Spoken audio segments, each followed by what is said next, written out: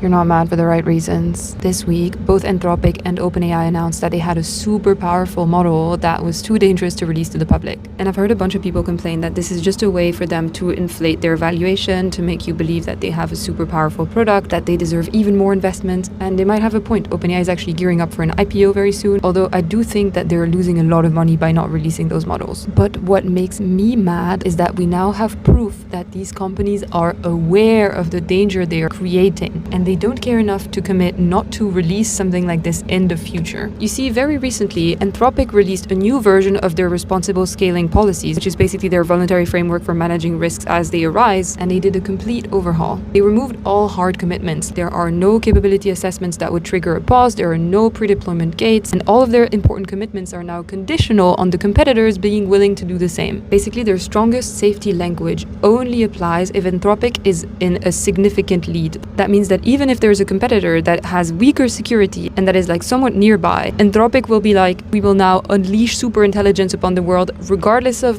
how dangerous that might be, because we think we have slightly better security measures in place than the other guys who are behind us. We were the first to put out a responsible scaling policy. We put it out and then we encouraged everyone else to do it.